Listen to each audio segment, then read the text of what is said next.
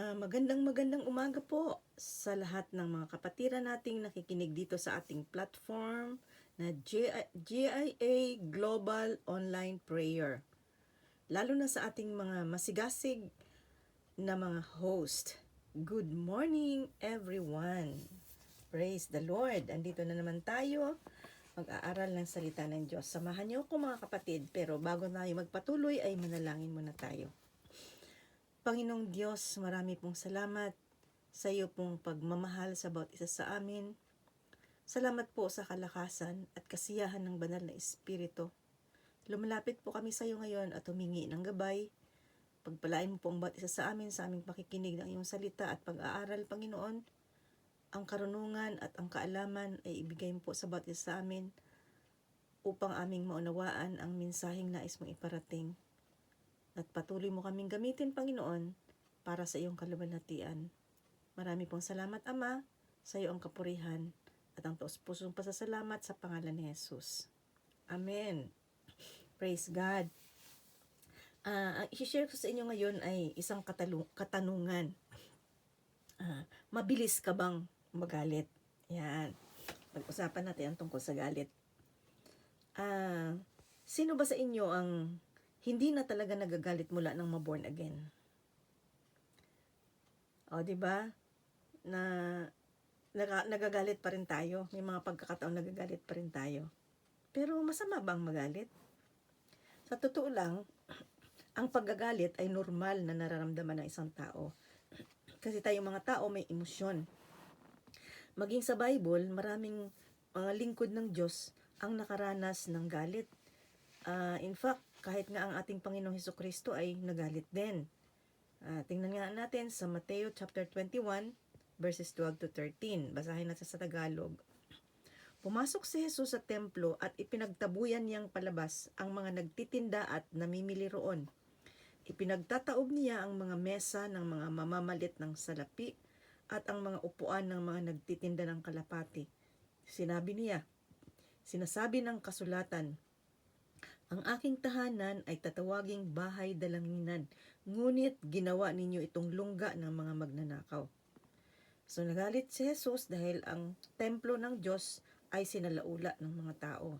So ito ang klase ng galit na lehitimo o legitimate, nararapat lang. Yung galit dahil sa kasalanan ng paglapastangan o walang paggalang sa templo ng Diyos. So tama lang magalit si Jesus. Subalit tayo, saan tayo nagagalit? At paano tayo pag tayo ay nagagalit? Ano ba ang itsura natin, i-expression natin pag tayo nagagalit? Bilang Kristiyano, kinukonsente naman natin ang pagkagalit. Kung galit na nararapat, I believe, okay lang yan. Subalit kung hindi nararapat, syempre hindi natin dapat konsentihin o pabayaan na lang. So, ano ang sinasabi ng Biblia? Sa Ephesians chapter 4 verse 26, ganito ang sinasabi. Kung magagalit man kayo, iwasan ninyo ang kayo'y magkasala. Huwag ninyong hayaang lumubog ang araw, nagalit pa rin kayo. So, sinasabi sa atin ng Panginoon kung magagalit. So, ibig sabihin, ay talaga ang tao ay nagagalit. Pero, iwasan daw natin na huwag tayong magkasala. At huwag nating patagalin ang ating galit. Kasi huwag daw hayaang lumubog ang araw na galit pa rin. Itong sinasabi dito, sa Ephesians chapter 4, bahagi ito ng sulat ni San Pablo sa mga mananampalataya sa Efeso tungkol sa bagong pamumuhay. Tinuruan niya ang mga Kristiyano sa Efeso ng bagong pamumuhay. Ang isang Kristiyano sa chapter 4 ay dapat sila daw ay iwanan na nila ang dating makasalanang ugali at mamuhay ng may kabanalan, may katotohanan at may pag-ibig. At kasama rito yung tamang pag-handle ng emosyon, lalo na ang galit. So, hindi pala pinagbabawal ang galit mismo. Dahil may mga pagkakataong makatarungan ang magalit. O, diba? Halimbawa, sa kasamaan o kawalan ng hustisya, alangan nang matuwa ka na masama yung ginagawa o wala ng hustisya, tuwan-tuwa ka pa, siyempre magagalit.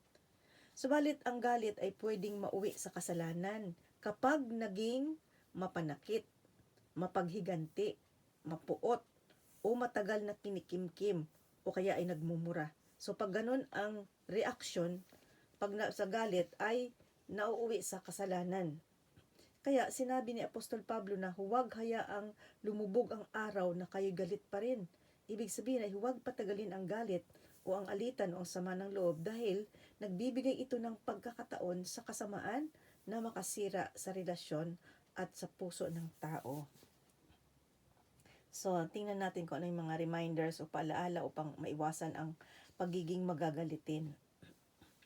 Una, alamin natin ang dahilan ng pagkagalit. Nakakatulong ito para maiwasan kasi minsan hindi naman pala dapat magalit kung alam mo lang ang dahilan. So, alamin ang dahilan ng pagkagalit. Pangalawa, tanungin ang sarili. Kailan ako madaling magalit at kanino? Naranasan niyo ba 'yon? Na may mga taong kunting lang nagagalit ka kaagad. May mga tao naman kahit anong gawin ay ang haba-haba ng pasensya mo, hindi ka basta nagagalit. So, tingnan natin yon. Kailan ba tayo magaling magalit? Ano ba ang sitwasyon mo? Ano bang kondisyon mo? Bakit madali kang magalit? So, ang madalas na dahilan ng pagkagalit ay kapag ang tao ay pagod.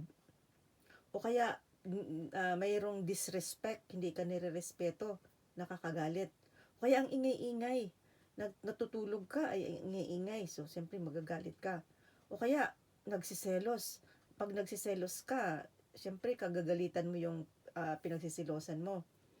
O may insecurity, nakakagalit din, no? Nagiging dahilan din yun ng dahil pag insecure ng isang tao. O kapag may sakit ang taong may sakit ay irritable. Yun ang napansin ko, no? Madaling magalit ang mga taong may karamdaman. Kaya kapag aware ka na kung ano ang nagtitrigger ng para magalit ka, mas madali mo itong mapigilan bago pa lumala, di ba? Kapag nagalit ka na, mas magandang huminahon ka muna at huminga bago ka magsalita. Kasi kapag kagalit ka at bigla kang bumukas ang bibig mo kung ano-ano nasasabi mo, minsan naman ay hindi nakakabuti. Lalo pag nakakapalaki ng alitan. Malaking tulong kasi kung saglit mo nang huminto o mag-pause muna bago ka magsalita. Yung bang wag mo munang hayaan na magsalita ka na magsalita pag sumiklab ang galit mo. At kasi pag sumiklab ang galit mo at tuloy-tuloy na pagbigyan mo ang damdamin mo at bigla ka magsalita, naku, madalas talaga nakakasakit o nakakatisod, nakakamatay yung lumalabas sa mga bibig. At kapag lumabas na yung mga salitang hindi mabuti, magsisiman tayo, no, kung bakit ko ba nasabi yun. Ay, nakasakit na. Kumbaga sa yung mga salitang binitawan natin ay hindi na pwedeng bawiin ang epekto. So yun ang problema pag nagsalita tayo, pag galit na kumbaga sa ang talim-talim ng mga sinabi natin na nakasakit din ng kapwa. Sobra, iba nga hinimatay pa sa sobrang sakit din ng So napakahirap ng ganun at pagka nakapagbitaw na tayo ng salita na hindi maganda, hindi na natin pwedeng bawiin ang epekto. Siyempre nasaktan na rin yung tao. Kaya ano sabi ni Santiago o ni James sa chapter 1 verse 19? Maging matulin o mabilis sa pakikinig, mabagal sa pagsasalita, at mabagal sa pagkagalit. Iyon ang dapat. Pero ang nakakalungkot, minsan tayo ay mabagal sa pakikinig, mabilis sa pagsasalita, at mabilis din sa pagkagalit. Binabaliktad natin So, tandaan natin yung sinabi ni Santiago o ni James, no? Maging mabagal tayo sa pagsasalita, mahinahon, mabagal din tayo sa pagkagalit, at maging mabilis tayo sa pakikinig, no? Maraming away ang maiiwasan kapag hindi agad sumasagot habang mainit pa ang emosyon.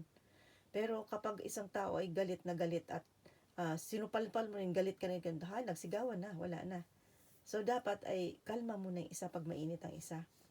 Huwag magdesisyon habang galit. Yan, isang bagay ito na pakatandaan natin. Dahil kapag galit ang tao, sumusunod siya sa kanyang emosyon at hindi siya nakakapag-isip ng tama. At ang magiging desisyon ay bugso ng damdaming galit. So, minsan, it's not by reason na, kundi yung emosyon na, doon na. At kalimitan ang mga desisyong nagawa habang galit ay pinagsisisihan. So, pag galit ka, huwag kang basta-basta gumawa ng desisyon. Maging mahinahon ka muna. Isipin muna kung ano yung mga pros and cons, no? So, dahil marami ng tao na nagsisi dahil ang kanilang desisyon ay hindi naging mabuti, dahil nagdesisyon sila ng oras na galit sila, tsaka nagdesisyon. Kaya pagkatapos noon ay pinagsisihan nila kung anong desisyon nila kasi hindi maganda ang epekto. Kaya minsan, mas mabuting manahimik muna. Kapag nagagalit, maglakad-lakad kaya muna, uminom ng tubig, bumuntong hininga, manalangin, o kaya lumayo muna sandali kaysa naman makapagbitaw ng salitang nakakasakit. Mas maganda na yung umiwas. At ang tao, kapag kulang sa tulog, o kaya gutom, o kaya naman sobrang stress, sa mga babae, pag may menstruation, mainit ang ulo, madaling uminit ang ulo, o kaya naman, pag naprank ka, nagiging dahilan din yun ng napapabilis ang init ng ulo at nauwi sa galit. So maraming mga dahilan kaya tayo nagagalit. Subalit matuto tayong magpatawad. Pag nagalit tayo, matuto naman tayong magpatawad. May mga tao kasing madaling magalit dahil may kinikim-kim na sama ng loob. Kumbaga sa na-trigger yung, mayroong nakaagad na galit sa loob, tapos na-trigger pa nung sitwasyon. Kaya madali siyang magalit. Ang pagpapatawad ay hindi pagsang-ayon sa maling ginawa ng ibang tao. So, yun tandaan natin. Ang pagpapatawad ay hindi para doon sa taong kinagagalitan natin at hindi pagsang-ayon sa mali niyang ginawa. Ang pagpapatawad ay pagpapalaya sa sarili natin, pagpapalaya sa bigat ng kalooban dahil sa galit. So, halimbawa ako, magpapatawad ako sa taong kinagagalitan ko o kaaway ko. Hindi dahil kinukonsente ko o yun yung mali niyang ginawa sa akin. Hindi yun. Kaya ako nagpapatawad para ma-release ako sa bigat ng nararamdaman. Kasi di ba pag may kagalit ka, pag may kaaway ka, may kagalit ka, sama-sama ng loob mo, pag nakita mo yun, nanggigigil ka, nanggagalaiti ka, so, ikaw ang nakagapos, no? Kaya, mas magandang magpatawad. Dahil, pag hindi tayo nagpatawad, ay, ang bigat ay dala-dala natin. Sabi naman ng iba, ba't ako magpapatawad? Hindi naman humihingi ng tawad Kahit na. Kasi hindi naman para sa kanya yun para sa taong nagagalit. Kasi unfair naman, no? Na ang kagalit mo, ang saya-saya niya. Samantalang ikaw naman na-high blood ka dahil nagpupuyos ang galit ng kalooban mo sa tuwing makita mo siya o pag naalala mo ang ginawa niya sa'yo. Galit na galit ka, sama-sama ng loob mo. Pero kapag nagpatawad ka na, giginhawa ang kalooban at maliberate na tayo sa bigat ng dinadala natin. So, iyon naman ay magandang resulta pag tayo ay nagpapatawad. Kahit hindi naghingi ng tawad, kumbaga ang pagpapatawad, hindi para doon sa taong kinakagalitan natin actually, kundi para mismo sa taong nagagalit, para maliberate sa bigat ng dinadala. So, sanayin natin ang ating sarili sa kababaang loob. Dahil minsan, ang galit ay nanggagaling sa pagiging self-centered. Bakit? Kasi minsan nagagalit tayo kasi naisip natin, dapat ako ang tama Tama ako talaga O akong dapat sundin. Kaya nagagalit ka dahil hindi ka nasunod. O bakit hindi nila ako, bakit kaya nila ako ginaganito? Hindi nila ako dapat inaapi-aping ganito. Yung bang self-centered tayo, ako. Kasi kapag ganun, na nakasentro tayo sa ating sarili, ay nagiging prideful tayo. Pero kung mababa ang loob natin, madali nating maire-release yung galit natin at maaayos yung relasyon. Dahil kapag mas mapagpakumbaba ang puso natin, mas humahaba ang ating pasensya. At pag humahaba ang ating pasensya, ang ating unawa din ay lumalawak. At madali nating mapatch up yung mga hindi pagkakaunawaan at hindi tayo magpapatuloy na nagagalit. So, ipanalangin natin ang ugali, hindi lang ang sitwasyon. Sa halip na ipanalangin nating, Lord, alisin mo itong mga taong kagalit ko sa buhay ko. Ang sabihin natin ay, Lord, baguhin mo ang puso ko at turuan mo akong maging mahinahon. Yun ang ating dapat na ipag-pray. Turuan mo ako, Panginoon, turuan mo ang puso ko, baguhin mo ang puso mo at turuan mo akong maging mahinahon. Kasi kapag ka natuto tayong maging mahinahon, nakokontrol natin ang ating galit, ang ating sarili, ay mas maganda yun kaysa yung ikaw ang kinokontrol ng galit mo. Dapat tayo ang nagkokontrol ng ating galit, hindi yung tayo ang kinokontrol ng galit natin. Kaya kumbaga sa ano ay wala na tayong pagpipigil. So pumili tayo ng mahinahong sagot at sabihin natin ng mahinahon din. Kasi kapag ang isang tao ay sumigaw at sinigawan mo rin, ay nako, nagsigawan na kayong dalawa. Pero kapag siya ay sumigaw, mahinahon ang sagot mo, ay siya lang ang sigaw ng sigaw, ikaw palagi mahinahon ang sagot. Maya makita mo, hindi na rin siya sumisigaw. Bakit? Anong sabi sa Proverbs 15 verse 1? Ang mahinahong sagot ay nakakapawi ng puot. So yun, pag subukan nyo, pag sigaw ng sigaw yung kausap mo o yung kagalit mo, tahimik ka lang at mababang loob ka lang, maya makita niya dahil siya lang ang mag-isang sigaw ng sigaw, hindi na rin niya magsisigaw, tatahimik na rin.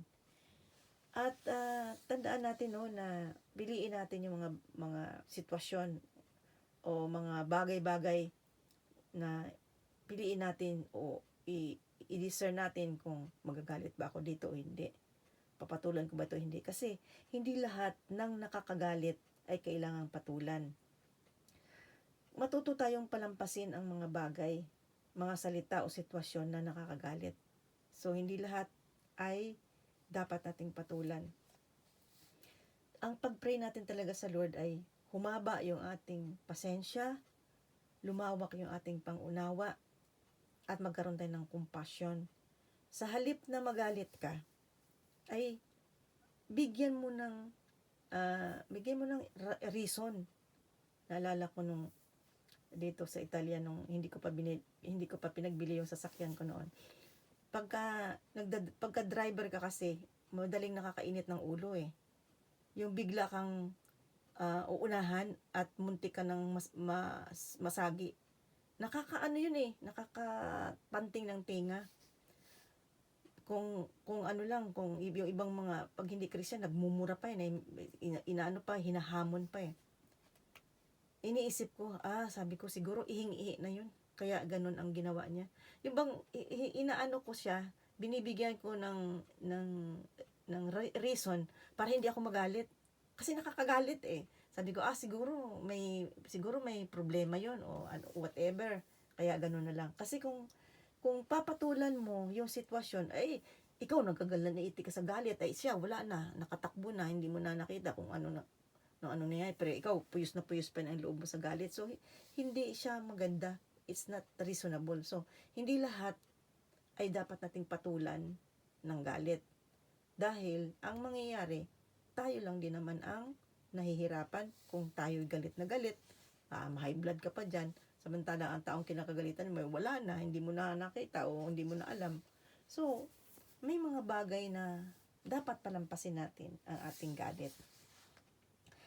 Napakaganda ng mga salita ng Diyos na nagbibigay sa atin ng gabay para huwag nating patulan yung ating emosyon, huwag nating konsintihin ang ating emosyon, huwag nating pagbigyan ang ating emosyon, no? Dito sa Proverbs 4:23, ang sabing ganon, guard your heart because out of it flow the issues of life. Sa Tagalog, ang puso mo'y ingatang mabuti at alagaan, pagkat iyan ang siyang bukal ng buhay mong tinataglay. So, ang puso natin, malaki kasi ang role ng puso natin sa ating emosyon. So, ingatan natin ang ating puso dahil sabing ganon ay ito ang bukal ng buhay nating tinatagal, na ating tinataglay. Kaya, huwag tayong basta-basta bumigay sa mga emosyon, lalo na negatibong emosyon. Dahil sabi dito sa Matthew chapter 12 verse 34, for out of the abundance of the heart the mouth speaks. Kung ano ang nag-uumapaw sa puso ay siyang sinasabi ng bibig. So kung puno ng galit ang puso mo, yung lalabas sa bibig mo ay galit din. So, ingatan natin kung anong laman ng puso natin para hindi ito lumabas sa bibig. Dahil kung ano ang lumalabas sa bibig, yun ay galing sa ating puso. Dahil ang galit ay isang makapangyarihang damdamin na maaring makapanira ng buhay ng tao, makakasira ng relasyon, o nakakasira ng bagay. Bakit? Di ba pag galit tayo, binabato ang baso, o sinisipa yung pusa, o kung ano-anong mga bagay ang nawawasak, no? So, nakakasira ng tao, ng relasyon, ng buhay ng tao, nakakasira ng relasyon, o nakakasira ng mga bagay, no? So, marapat lang na magpasakop tayo sa kapangyarihan at kalooban ng Diyos upang mapagtagumpayan natin ang makamandag na galit at makaiwas tayo sa hindi mabuting kahihinatnan, yung consequence, no? So, dapat natin talagang pangalagaan ang ating puso dahil nagmumula sa ating puso yung galit. So, kung kailangan nating magpasakop sa kapangyarihan ng banal na Espiritu para makontrol natin yung ating galit. Ako, no, patotoo ko, nung hindi pa ako born again, Christian, ang dali kong magalit. Basta't mabilis akong magalit. At kapag ako'y nagalit, hindi maalis yung galit ko hanggat hindi ko yung nai-release. Nai-release saan? Sa pamamagitan ng pananakit. Mga kapatid ko, either may kukurutin ako, papaluin ko, babatuhin ng tsinelas, mga ganun. Talagang grabe yung kung basta malupit ako pag nagagalit. Ngayon, pag mga ibang tao naman na hindi ko pamilya, hindi naman ako nananakit kasi sa mga kapatid ko lang yung nababatukan ko, nakukurot, napupalo, nababato ng tsinelas. Pero pag ibang tao, hindi. Ngayon, dahil hindi ako hindi ako mapalagay hangga't hindi ko mai-release yung galit ko. Alam niyo kung ano yung release ko ng galit? Sa isip. Sa isip ko, sinasampal ko, sinasabunutan ko yung kagalit ko. Biro nyo yan? Grabe kaya nga sabi nga ang tao talaga ipinanganak na makasalanan. Wala naman nagtuturo na magkasala ka, pero kahit sa isip, nananapak ako, nananabunot ako sa isip ko. Mabuti na lang at hindi ko yun ginagawa ng physical, no? Hindi, nasa isip ko lang para makaganti ako dun sa taong kagalit ko. Maraming salamat na lang talaga sa Panginoong Diyos na ako'y kanyang iniligtas. Dahil kay Kristo, ako ay nabago. Naging makatotohanan sa akin yung 2 Corinthians 5:17. Anong sabi doon? Kaya't kung nakipag-isa na kay Kristo ang isang tao, isa na siyang bagong nilalang. Wala na ang dati niyang pagkatao. Sa halip, ito'y napalitan na ng bago. Talagang nakita ko ang kapangyarihan ng Diyos sa buhay ko, kung paano ako binago ng Panginoon. Na pag ako'y nagagalit, nawala na yung pananakit, yung hindi ko na sinasaktan yung mga kapatid ko, wala na kahit sa salita, wala na akong, talagang nakita ko kung paano ako binago ng Panginoon at hindi na ako madaling magalit. Na yung bang parang nabibigyan ko na ng katwiran. Bakit kaya ganun ang sinabi niya? O bakit kaya ganun ang ginawa niya? Na sa halip na magalit ako, naging malawak yung aking pangunawa. Na ang aking pasensya ay humaba. Napapasensyahan ko na. Hindi na ako basta-basta nagagalit. Talagang nakita ko kung sabi ko doon, hindi na ako to kasi kilala ko yung sarili ko ganun ako nung araw. Pero nung na-born again ako, pero hindi naman biglaan yun, from glory to glory yung changes kong yon hanggang ngayon. At mayroon akong isang karanasan na dito sa Italia na ako noon na tinest ako ulit ng Lord kung paano ako matutong magpakumbaba. Kasi nung araw, yung aking employer, caregiver kasi ako sa isang matanda. Hindi na siya nakakalakad, so tinutulungan ko siyang mahiga, sa upo sa wheelchair, gano'n. Eh, may time na yun na nagalit ako sa kanya, na talagang galit na galit ako sa kanya. Eh, pinapahiga ko na siya. Pinapahiga ko siyang gano'n. Yung bang padabog yung aking pagpahiga sa kanya. Pinahiga ko siya, kinumutan ko siya, pero padabog lahat yun, padabog. Hindi ako nagsasalita, pero halatang galit ako kasi nagdadabog ako. Tapos, pumunta na ako. Pagkatapos nun, pumunta na ako sa kwarto ko at matutulog na ako. Hindi talaga ako makatulog. Talaga kahit anong ikot ang gawin ko, hindi ako makatulog. At sinasabi sa akin ng Panginoon, bumangon ka, puntahan mo ang iyong amo, at mag-sorry ka. Sabi ko, ano na yun, kasi ang amo ko noon, matutulog yan mga 11 o 11:30 na, alas 12 na, kasi nga may iniinom siyang gamot, may oras yung gamot na iniinom niya. Alas 12 pasado na yun. Sabi ko, tulog na siguro yun. Bukas na lang ng umaga.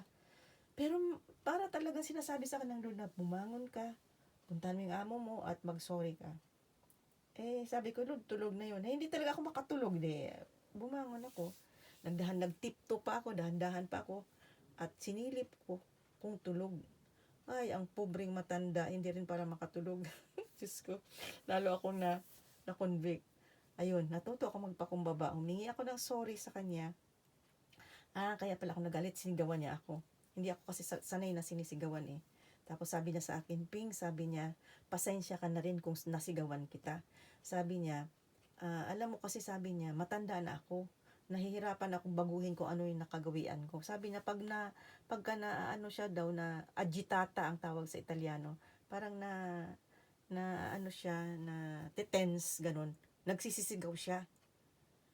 Sabi niya, huwag mong i-take personally kung nagsisisigaw man ako. Sabi niya, kasi ganun ako, pag na-stress ako, nagsisisigaw ako. Sabi niya, iyon ang aking ugali mula pa akong bata hanggang ngayon tumanda. Kaya parang nahirapan akong baguhin, sabi niya.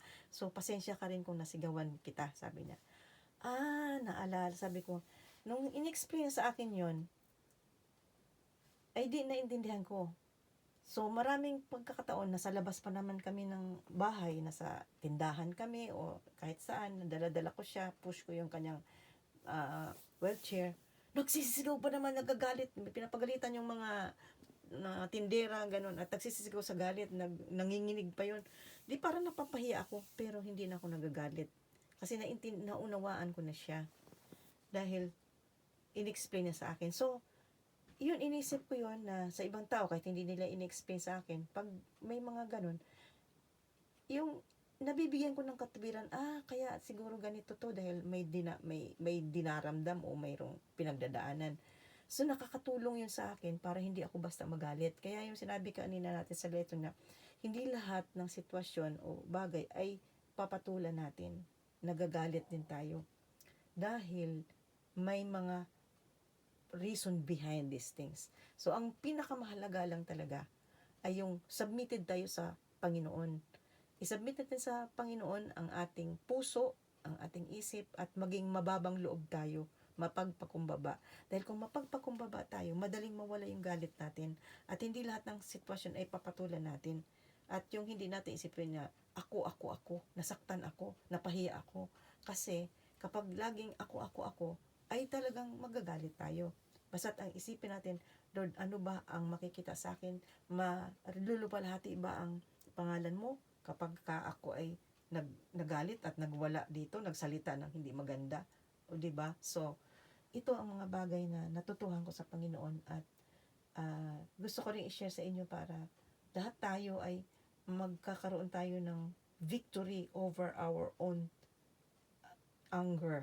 Lahat ng ating mga hindi magandang o negatibong mga pakiramdam ay hindi natin sila pagbibigyan, bagkus ay ating ipagkatiwala lahat sa Panginoon. At kapag tayo na ay nakakaranas ng victory, I believe, no, the Lord is always glorified. Amen. So, hanggang dito na lang mga kapatid, at tayo ay manalangin. Panginoon, salamat po sa iyong mga salita na aming pinag-aralan. Salamat po, Panginoon, na pwede pala naming makontrol yung aming galit sa kapangyarihan ng banal na Espiritu. Kaya turuan mo po kami, Panginoon, na maging mababang loob. Turuan mo kami na humaba ang aming pasensya, lumawak yung aming pangunawa, upang sa mga pagkakataon na mas makakaranas kami, Panginoon, na mga pagkakataong nakakagalit, ay makakapagtimpi kami at hindi po magagasgas yung aming emosyon lagi sa galit, dahil ang galit din ay nakakapagtaas ng aming blood pressure at nakakadulot ng stress na nagbibigay ng masamang epekto sa aming katawan. Kaya, Panginoon, salamat po na mayroon kaming Holy Spirit na lagi naming kasama, na siyang nagbibigay sa amin ng lakas, ng kapangyarihan, ng kakayahan upang aming masugpo o aming makontrol ang aming mga damdamin, lalo na ang galit. Maraming pong salamat, Panginoon, at patuloy kang kumilos sa aming kalagitnaan, maging sa aming pakikiisa sa aming host sa pananalangin. Maraming pong salamat, Ama, at amin pong pinagkakatiwala sa iyo ang lahat sa araw na ito. Sa pangalan ni Jesus, ito ang aming dalangin. Amen and amen. God bless everyone.